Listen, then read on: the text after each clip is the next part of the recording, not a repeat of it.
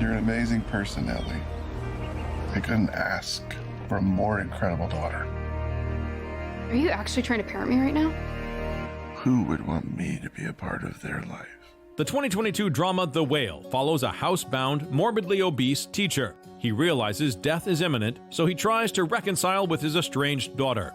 The film is shot in a 4:3 aspect ratio to give the feeling of claustrophobia and to emphasize how small our protagonist Charlie's world is. The character is loosely based on a period of the life of Samuel D. Hunter, who wrote the script. He used to be a really big guy, but has lost 130 pounds since. During that time, people would just yell abuse at him and not even attempt to be nice at all. This resulted in him becoming isolated, which further fueled his eating disorder. Charlie's played by Brendan Fraser, who did an amazing job bringing the character to life. I think the common response is that there's a great deal of empathy for the man, that people were taken by surprise, in a way that reoriented or reconfigured their predisposed beliefs before they walked in the doors compared to by story's end. I get strangely weepy talking about Brendan and about the movie. I cried during a Q&A. Well, sometimes I look into Brendan's eyes during an interview and he's talking about Charlie and I'm like, damn it, I'm gonna cry right now in this interview. Why'd you gain all that weight? Someone close to me passed away, and it had an effect on me.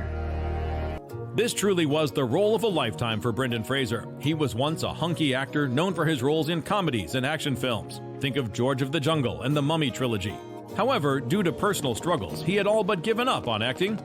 Acclaimed director Darren Aronofsky hadn't forgotten about Brendan, though, and asked him to tackle the lead role. And the cool thing about Darren is that as a collaborator, and a lot of directors don't do this, he instantly gives credit to whatever the source is, whoever the source is of the good light bulb idea comes from. He does it right away. And it's just really one instance of effective leadership that he shows. And when I met him, I'll admit to having some feelings of creative intimidation. He's renowned for bringing out performances in actors who you would not otherwise have had expected to see much of from again, or reinvent who they are. And none of that was lost on me. You haven't seen her since she was 8 years old and you're gonna reconnect with her? Sorry. I don't like this. This isn't a good idea. I'm sorry. You say you're sorry one more time, I will shove a knife right into you, I swear to God. Go ahead. What's it gonna do? My internal organs are 2 feet in at least.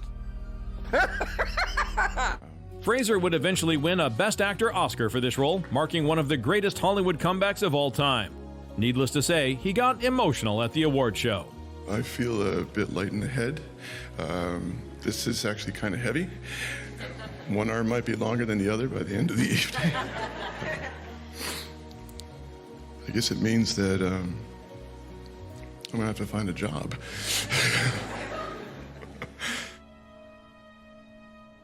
Do you ever get the feeling that people are incapable of not caring?